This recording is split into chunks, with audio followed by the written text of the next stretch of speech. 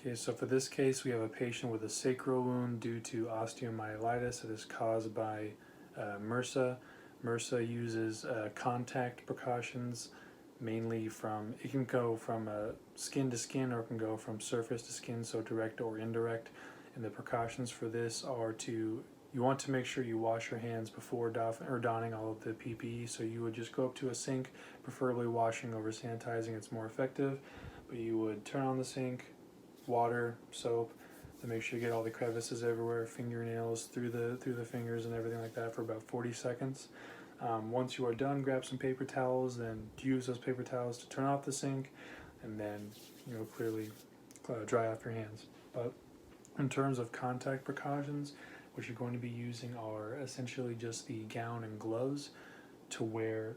First, what you would do is after washing your hands, you would put on the gown.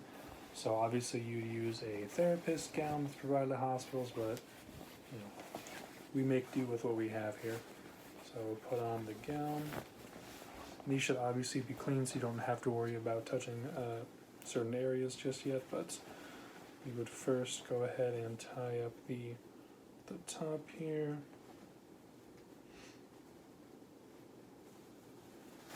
Okay. As well as the lower area.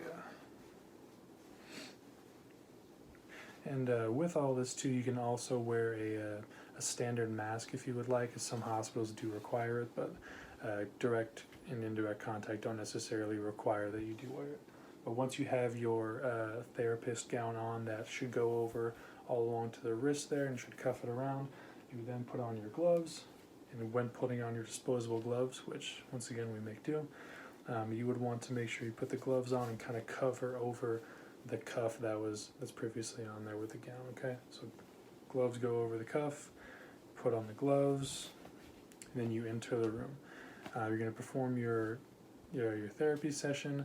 The main thing is that MRSA can stand, it can survive on surfaces for a prolonged period of time, so you want to make sure that you're careful with what you bring in and out, and if you take anything out of the room, make sure you sanitize it heavily, limiting everything that you can move in and out of the room. In terms of taking off the PPE, what you want to do is first start with the gloves by making sure you're not touching the outside with your fingers, but more so kind of like this. And then you're going to want to take off the gown, making sure that as you take it off, try to limit the amount you actually touch the gown and dispose of it. And then you're going to want to wash your hands thoroughly for about the same amount of time, and you are good to go.